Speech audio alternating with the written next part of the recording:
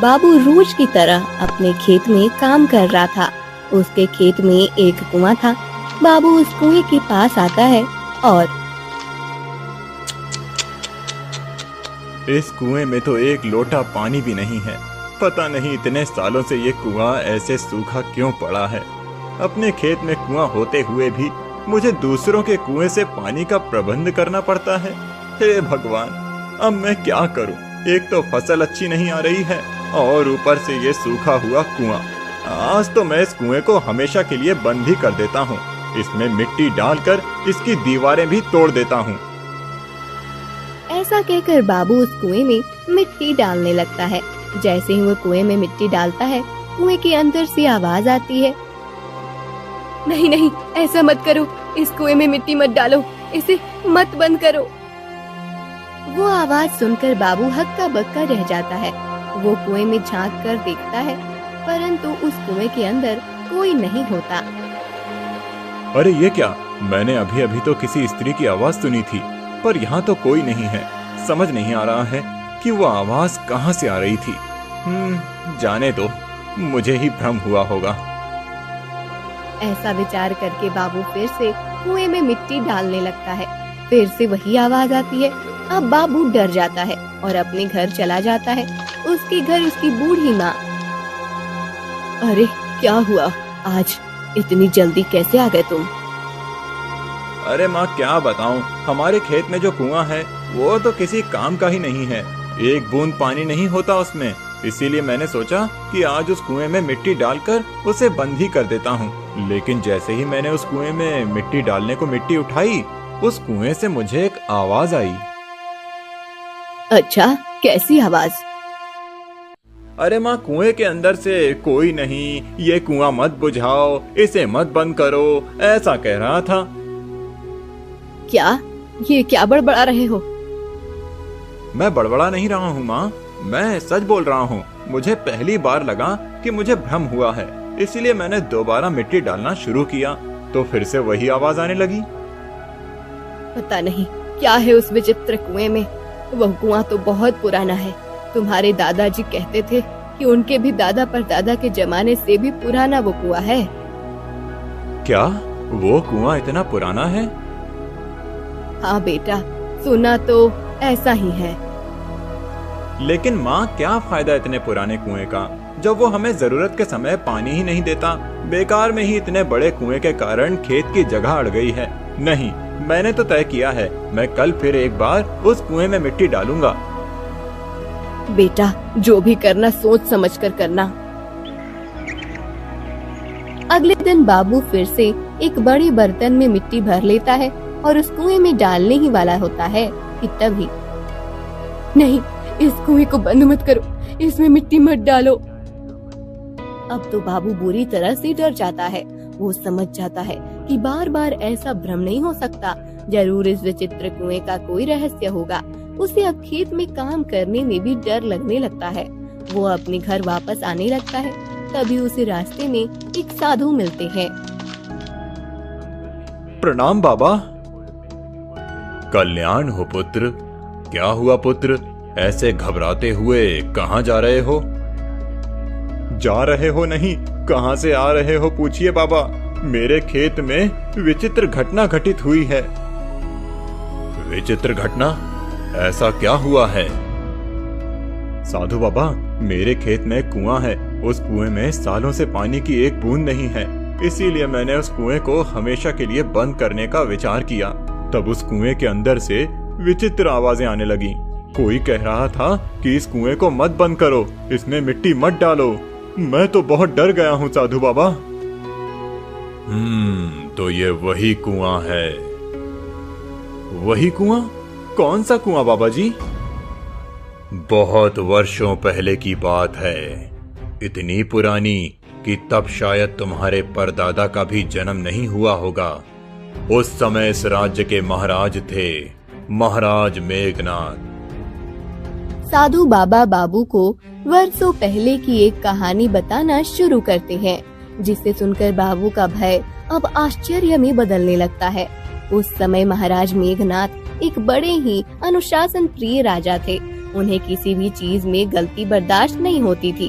उनकी एक बहुत सुंदर पत्नी थी, महारानी प्रेमलता। एक दिन, महारानी, महारानी। जी महाराज। महारानी, हम कुछ समय के लिए प्रवास पर जा रहे हैं, आप हमारे जाने की तैयारी कीजिए। महाराज, आप अकेले ही जा रहे हैं या आपके साथ कोई अन्य भी है? हम अकेले ही जा रहे हैं, परंतु आपको ये प्रश्न पूछने की क्या आवश्यकता है महारानी? नहीं, वो हर बार आप महामंत्री को साथ लेकर जाते हैं, इसलिए पूछ रही थी। अगले दिन महाराज प्रवास पर चले जाते हैं। महाराज की महाराज माता सुशीला को महारानी प्रेमलता अच्छी नहीं लगती थी। विवाह के कई वर्षों के बाद भी महारानी को संतान नहीं हुई थी, इसलिए वो महारानी को बांझ समझती थी। राजमाता, मैं आपके लिए भोजन लेकर आई हूँ। तुम्हें कितनी बार कहा है कि मुझे अपना मुख मत दिखाओ। तुम जैसी बांझ को अपनी पत्नी बनाकर मेरे पुत्र ने जीवन की सबसे बड़ी गलती की है। उसे मैंने कितना समझाया था कि मेरी भाई की बेटी से विवाह करो, परंतु उसके आंखों पर तुम्हारे सौंदर्य का पर्दा पड़ा था। उस समय तो वो ना कुछ देख पाया और ना मेरी बात सुन पाया, परंतु देखना, मैं अब अधिक समय तक तुम्हें उसके पास रहने नहीं दूंगी। मैं शीघ्र ही उसका दूसरा विवाह करूंगी और फिर उसे संतान की प्राप्ति होगी। राजमाता की ये बात सुनकर महारानी प्रेमलता को बहुत दुख होता है। एक रात को वह महल से बाहर आती है। वो महामंत्री को एक पत्र देती है। राजमाता दूर से ये सब देख लेती है। ये अच्छा अवसर है, अब आने दो मेरे पुत्र को। रात के समय राज्य की महारानी राज्य के महामंत्री से मिलने जाती है। ये बात सुनकर महाराज के क्रोध का बांध टूट जाएगा और फिर जो होगा वो सब मेरे योजना के अनुसार होगा। मैं इस राज्य को निर्वंश नहीं देख सकती, फिर उसके लिए मुझे कुछ भी क्यों न करना पड़े। कुछ दिन के बाद महाराज लौट आते हैं। तब, पुत्र, मैंने तुमसे कहा था कि मेरे भाई की बेटी से विवाह करो, परंतु उस समय तुमने मेरी बात नहीं मानी और आज तुम्हारी वो सुंदर पत्नी अपनी सुंदरता को राज्य के महामंत्री के साथ बांट रही है। आप ये क्या कह रही हैं माँ? मैं सत्य कह रही हूँ पुत्र। जब तुम यहाँ नहीं थे तब तुम्हारी महारानी राजमहल से बाहर छुप कर जाती थी और महामंत्री से मिलती थी। मैंने स्वयं उन्हें देखा है। उस दिन तो वो महामंत्री को कोई पत्र भी दे रही थी। अवश्य वो तुम्हें धोखा दे रही है। नहीं, यह असंभव है। महारानी ऐसा नहीं कर सकती। तो तुम्हें क्या लगता है कि मैं असत्य बोल रही हूँ? यदि ऐसा है तो बुलाओ अपनी पत्नी को। देखो वो राजमहल में है या महामंत्री के साथ। राजमाता की बात सुनकर महाराज मेघनाथ क्रोधित हो जाते हैं और महारानी को बुलाते हैं। महारानी महल में नहीं होती। एक दासी आकर बताती है कि महारानी महामंत्री के साथ मंदिर में गई है। ये सुनकर महाराज का शक अब यकीन में बदल जाता है। कुछ देर के बाद महारानी प्रेमलता महल लौटती है। आ गई आप महारानी। आप कब आए महाराज? तभी जब आप महामंत्री के साथ प्रेमालाप कर रही थी। ये आप क्या कह रहे हैं महाराज? मैं और महामंत्री के साथ? हाँ हाँ, आप और महामंत्री के साथ।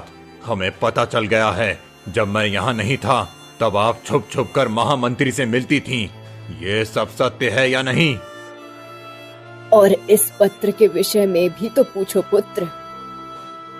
हाँ, और वो पत्र, वो किसने लिखा था? क्या लिखा था आपने उसमें? या उसमें भी महामंत्री के लिए कोई प्यार भरा संदेश था? नहीं नहीं नहीं महाराज, आप गलत समझ रहे हैं। आप मेरे चरित्र पर लांछन लगा रहे हैं। मेरे और महामंत्री के बीच ऐसा कोई गलत संबंध नहीं है।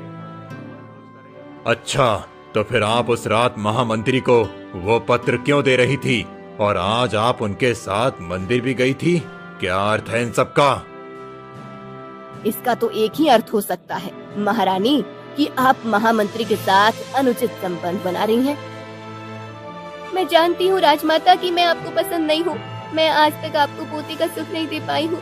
आप सदा ही आपकी भांजी को अपनी बहू बनाना चाहती थी, परंतु इसका अर्थ ये नहीं है कि आप बिना कुछ जाने मुझ पर ऐसा लांछन लगाए। मैं फिर से कह रही हूँ कि मेरे और महामंत्री के बीच ऐसा कुछ भी नहीं है। तो वो पत्र किसके लिए था? वो आपने महामंत्री को दिया, ये तो सत्य है ना? महाराज, वो पत्र मैंने महामंत्री को दिया, ये सत्य है, परंतु उसमें कोई भी प्रेम संदेश नहीं था। वो पत्र मैंने महामंत्री को मेरे पिताश्री को देने के लिए दिया था। हमें तुम पर विश्वास नहीं है महारानी। तुम एक व्यभिचारी हो। अपने ही राज्य के मंत्री के साथ तुम्हें घूमते हुए देखा गया है। पुत्र, ये एक बहुत बड़ा अपराध है। तुम्हें महारानी और महामंत्री को दंड देना चाहिए। यदि तुमने इन दोनों को ऐसे ही छोड़ दिया तो प्रजा में गलत संदेश पहुंचेगा। सबको ऐसा लगेगा कि अपराध करने के बाद भी उन्हें कोई दंड प्राप्त नहीं होता। सभी ऐसे ही व्यभिचार करने लगेंगे। राज्य में किसी को भय नहीं रहेगा और राज्य की व्यवस्था भी बिगड़ जाएगी। आप सत्य कह रही हैं माँ। मैं इन दोनों को दंड अवश्य दूंगा। आप ये बहुत गलत कर रहे हैं महाराज। मैंने कुछ भी अनुचित नहीं किया है।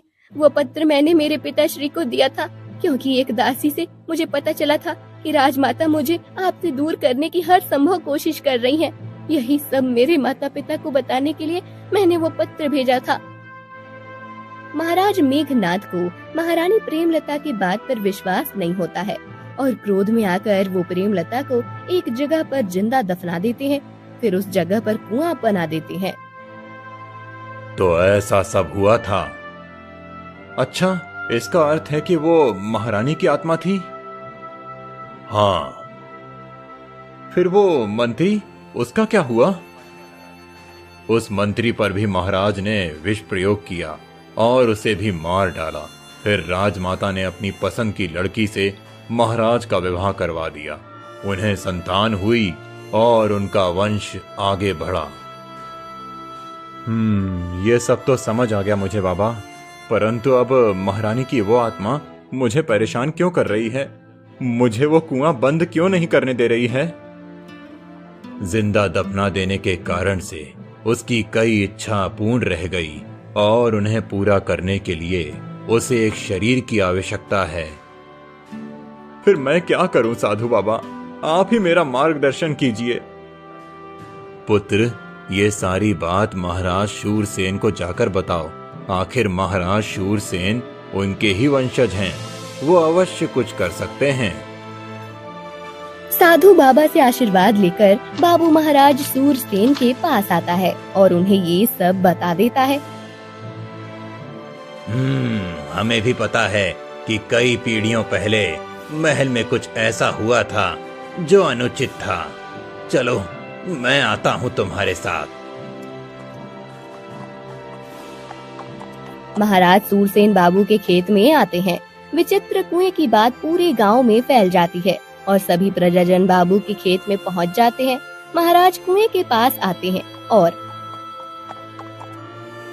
महारानी प्रेमलता, आप मुझसे बात कर सकती हैं। मैं आपका वंशज हूँ। आपकी इच्छा को पूर्ण करना मेरा दायित्व है। कुएं के अंदर से महारानी की आत्मा बोलती है, आ गए तुम। अब मेरी इच्छा पूर्ण करो। मुझे एक शरीर चाहिए जिसके माध्यम से मैं अपने अधूरे कार्य पूर्ण कर सकती हूँ। अवश्य महारानी, मैं आपके लिए शरीर का प्रबंध करता हूँ, परंतु आपको मुझे वचन देना होगा कि आप शरीर प्राप्त करने के बाद किसी को परेशान नहीं करेंगी। हाँ, किसी को नहीं, केवल तुम्हें और तुम्हारे परिवार को छोड़कर। तुम्हारे राजमहल का मैं निशान भी मिटा दूंगी। तुम्हारे राज परिवार के कारण मेरी मृत्यु हुई है। महारानी, उस समय आपके साथ जो हुआ वो अनुचित था, ये मुझे मान्य है।